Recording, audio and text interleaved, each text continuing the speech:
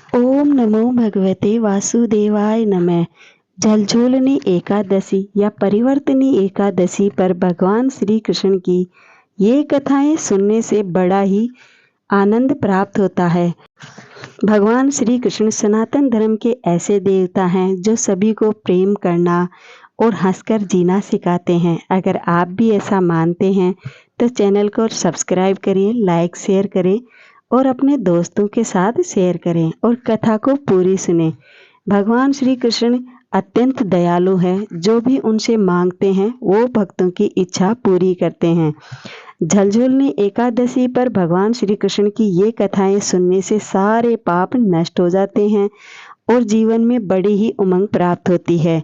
कहते हैं कि इस वक्त भगवान 4 महीने के लिए सोए हुए होते हैं, तो जब करवट बदलते हैं तो सभी भक्तों के दुख भी हर लेते हैं। इस दिन सभी को एकादशी का व्रत करना चाहिए, पूजन करना चाहिए। ऐसा करने से सारे कष्ट दूर हो जाते हैं और श्री कृष्ण की विशेष कृपा प्राप्त होती है। त्रेता युग में बलि नामक एक दैत्य था। वह भगवान श्री कृष्ण का परम भक्त था। अनेक प्रकार के वेदों से भगवान का पूजन करता था, ब्राह्मणों को भोजन देता था, यज्ञ आयोजन करता था। इसी प्रकार के यज्ञ करने से उन्होंने इंद्रलोक के सभी देवी देवताओं को जीत लेता है। इस कारण सारे देवी देवता एकत्रित होकर सोच विचार कर भगवान के पास गए। बृहस्पति सहित इंद्रलोक के देवता प्रभु के निकट जाकर नतमस्तक होकर वेद मंत्रों द्वारा भगवान का पूजन करते हैं और स्तुति करने लगते हैं। तब भगवान श्री कृष्ण 5वां रूप वामन अवतार रूप में जन्म लेते हैं और बड़े ही तेजस्वी रूप से बलि को जीत लेते हैं। इतनी वार्ता सुनकर राजा युधिष्ठिर बोले, हे जनार्दन, आपने वामन रूप धारण करके उस महाबली दैत्य को किस प्रकार जीता? श्री कृष्ण कहने लगे हैं, मैंने वामन रूप धारी ब्रह्मचारी बलि से 3 पग भूमि का याचन करते हुए कहा कि ऐसा राजा मुझे तीनों लोकों में नहीं देखा जो अत्यंत दानी और दयाशील हो। हे राजन, मुझे 3 पग जमीन दो। राजा बलि ने इस इच्छा को तुच्छ याचना समझकर 3 पग भूमि का संकल्प मुझको दे दिया और मैंने अपना विकराल रूप बढ़ाकर यहाँ तक कि भूमि के भूलोक में पद, भूलोक में जंगा और स्वर्गलोक में कमर, महलोक में पेट, जनलोक में हृदय, यमलोक में कंठ की स्थापना कर सत्यलोक में मुख, उसके ऊपर मस्तक को स्थापित करके उस राजा को अपना पूर्ण रूप दिखाया। सूर्य, चंद्रमा आदि सभी ग्रह, गणयोग, नक्षत्र, इंद्रलोक देवता और शेष आदि सभी नागगणों ने अनेक प्रकार से वेदों से मेरी प्रार्थना की। तब मैंने राजा बलि का हाथ पकड़कर कहा, हे राजन, एक पग से पृथ्वी, दूसरे से स्वर्गलोक पूर्ण हो गए। अब मैं अपना तीसरा पैर कहाँ रखूं? तब बलि ने अपना सिर झुका लिया और मैंने अपना पैर उनके मस्तक पर रख दिया, जिसके कारण मेरा अत्यंत पराक्रमी भक्त, जो भगवान श्री कृष्ण का भक्त था, वो पाताल में चला गया। फिर उनकी विनती और नम्रता को देखकर मैंने यानी भगवान श्री कृष्ण जी ने कहा कि हे बलि, मैं सदैव तुम्हारे निकट ही रहूंगा। विरोचन पुत्र बलि ने कहने पर भाद्रपद शुक्ल पक्ष की एकादशी के दिन बलि के आश्रम में मेरी मूर्ति, श्री कृष्ण की मूर्ति स्थापित की गई। इसी प्रकार दूसरी क्षीर सागर में शेषनाग के सृष्ट पर हुई। हे राजन, इस एकादशी को भगवान शयन करते हुए करवट लेते हैं, इसीलिए तीनों लोकों के स्वामी भगवान विष्णु का उस दिन पूजन करना चाहिए। इस दिन तांबा, चांदी, चावल और दही का भी दान करना चाहिए। अगर हो सके तो रात्रि को जागरण अवश्य ही करना चाहिए। जो भी भक्त इस प्रकार विधि पूर्वक एकादशी व्रत को करते हैं, उनके सभी पाप मुक्त होकर स्वर्ग में जाकर चंद्रमा के समान प्रकाशित होते हैं और यश को पाते हैं। जो पाप नाशक इस कथा को पढ़ते या सुनाते हैं, उनको हजारों अश्वमेघ यज्ञ का फल प्राप्त होता है। ओम जय श्री हरि। झलझोलनी एकादशी व्रत। इस कथा इस प्रकार है कि सूर्यवंशम मानधाता नामक राजा की ये दूसरी कथा है। अत्यंत ही पराक्रमी कथा है। एक मानधाता नाम का राजा था, बड़ा ही चक्रवर्ती था। उनके राज्य में सुख संपदा की कोई कमी नहीं थी।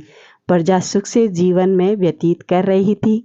परंतु एक समय उनके राज्य में 3 वर्षों तक कोई वर्षा ही नहीं हुई। प्रजा दुख से व्याकुल थी। तब महाराज भगवान नारायण की शरण में जाते हैं और उनसे अपनी प्रजा का दुख दूर करने की प्रार्थना करते हैं। तब भगवान श्री कृष्ण राजा को भादों के शुक्ल पक्ष की एकादशी का व्रत करने को कहते हैं और राजा एकादशी का व्रत करता है। इसी प्रकार व्रत के प्रभाव स्वरूप राज्य में वर्षा होने लगती है और सभी के कष्ट दूर हो जाते हैं। राज्य में पुनः खुशियों का वातावरण छा जाता है।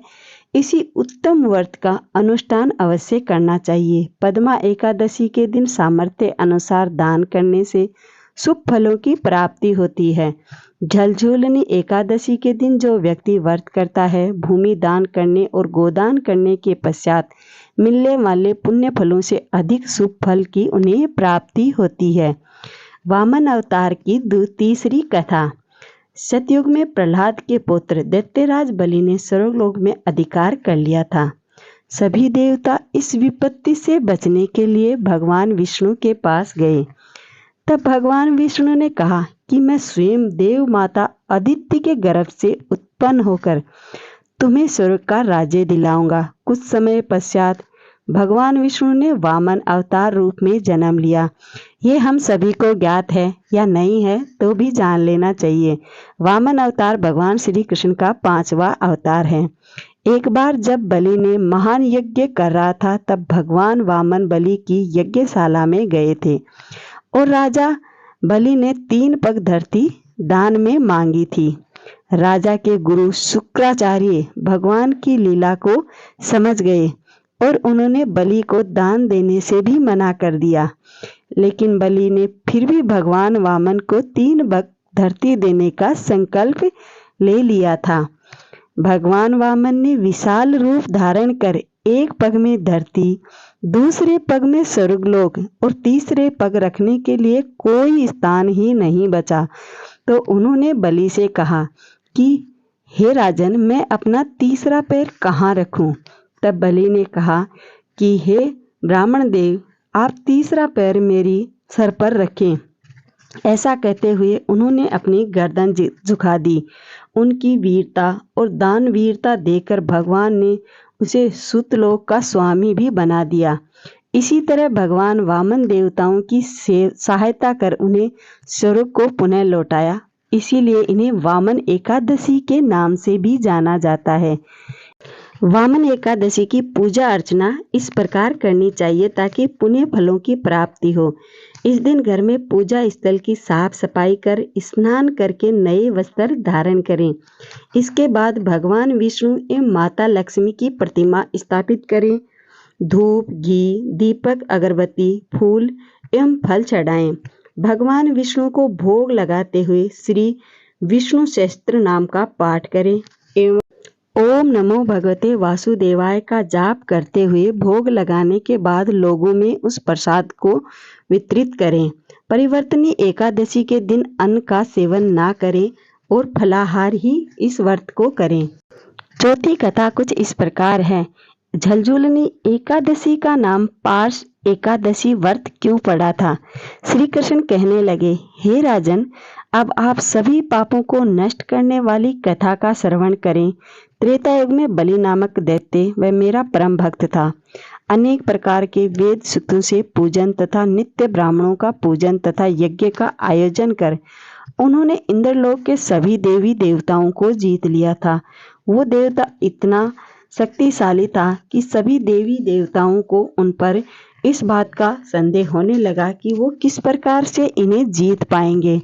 जब उन्हें कोई मार्ग नहीं दिखता है, तब वो सभी देवी देवता एकत्रित होकर भगवान श्री कृष्ण की स्तुति करने लगते हैं और उनसे प्रार्थना करते हैं कि हे अत्यंत कृपालु, हे दयानिधि, हे भगवान श्री कृष्ण वासुदेवाय, हमारी सारी विपदाओं को दूर करें। हम सभी देवतागण राजा बलि के द्वारा ठगे गए हैं, सो हमें हमारा स्वर्गलोक वापस दिलाने के लिए हम आपसे प्रार्थना करते हैं। सभी देवी देवताओं की ऐसी प्रार्थनाएं सुनकर भगवान श्री कृष्ण ने अपना पूर्ण रूप में अवतरित होकर उन्हें आश्वासन दिया कि मैं वामन रूपधारी ब्रह्मचारी के रूप में जन्म लेकर आप सभी को आपका राज्य वापस दिलवाऊंगा। सभी देवताओं के अनुरोध पर भगवान श्री कृष्ण ने 5वां अवतार वामन अवतार के रूप में लिया था।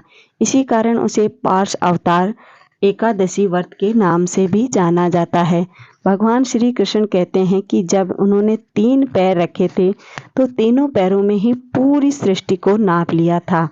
पहला पैर धरती पर रखते ही पूरी धरती को नाप लिया और दूसरा पैर आसमान में, तीसरा रखने के लिए जगह नहीं बची तो दानवीर बलि ने अपना मस्तक ही भगवान श्री कृष्ण के सामने झुका दिया था। इसीलिए कहते हैं कि जो भी भगवान श्री कृष्ण का परम भक्त होता है उनके लिए भगवान श्री कृष्ण हमेशा ही उनके साथ रहते हैं।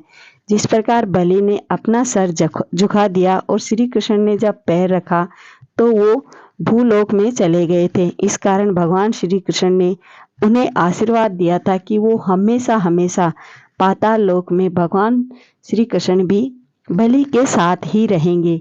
इसीलिए उनके आश्रम में मूर्ति स्थापित हुई थी प्रतिमा के रूप में और श्री कृष्ण उन्हीं के साथ रहने लगे थे। कहते हैं जो भी यथाशक्ति अपनी आस्था के अनुसार भगवान श्री कृष्ण का पूजन करते हैं, आराधना करते हैं, उनके ऊपर उनकी कृपा बनी रहती है। इन सभी कथाओं को सुनने के बाद में चौथी कथा अवश्य सुननी चाहिए। उन्हीं के बाद में पूरी कथा मानी जाती है। एक समय की बात है, एक बूढ़ी माँ रोज गणेश जी बनाया करती मिट्टी के और रोज ही वो पानी से पिघल जाते थे। इस कारण वो बड़ी परेशान रहती थी। उन्होंने एक बार किसी के यहाँ घर बनता देखा तो वहाँ जाकर कारीगरों से कहती है कि मुझे पत्थर की गणेश मूर्ति बनाकर दे दो।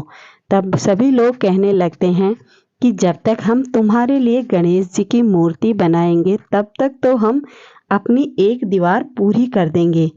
उस वक्त बूढ़ी अम्मा कहती है कि मेरा गणेश की कृपा हुई तो जैसे ही तुम दीवार बनाओगे सभी दीवार टेढ़ी हो जाएंगी। कारीगर सुबह से लेकर शाम तक काम करते रहे, दीवार बनाते रहे और दीवार जैसे ही पूरी बनाते दीवार अपने आप टेढ़ी हो जाती।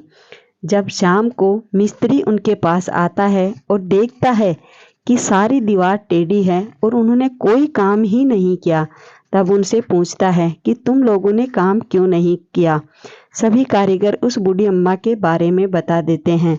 तब मिस्त्री बूढ़ी अम्मा के पास जाकर कहता है कि अगर तुम्हारे गणेश में शक्ति है तो उनसे कहिए कि जो भी ये दीवारें बनाई गई हैं वो सीधी हो जाएं। अगर ऐसा होता है तो मैं तुम्हें सोने की गणेश मूर्ति बनाकर दूंगा भी और मंदिर भी बनवाऊंगा उनके नाम का। बूढ़ी अम्मा अपने गणेश से कहती है, गणेश इस दीवार को सीधी कर दो। उसी वक्त वो दीवार सीधी हो जाती है। मिस्त्री आश्चर्यचकित रह जाता है और जैसा उन्होंने कहा था ठीक उसी प्रकार उन्होंने स्वर्ण मूर्ति बना करके गणेश जी का मंदिर बनवाया और मूर्ति को उस मंदिर में स्थापित किया। कहा जाता है कि इन कथाओं को सुनने के बाद जब गणेश की कथा सुनी जाती है उसी के बाद सभी कथाएं पूरी मानी जाती है और गणेश जी की असीम कृपा पाई जाती है। जब सबसे पहले किसी भी देवी देवता की पूजा की जाती है तो हमारे धर्म में सबसे पहले गणेश पूजन किया जाता है। अब अगर आप गणेश जी के सच्चे भक्त हैं तो चैनल को सब्सक्राइब करें, वीडियो को लाइक शेयर करें। मिलते हैं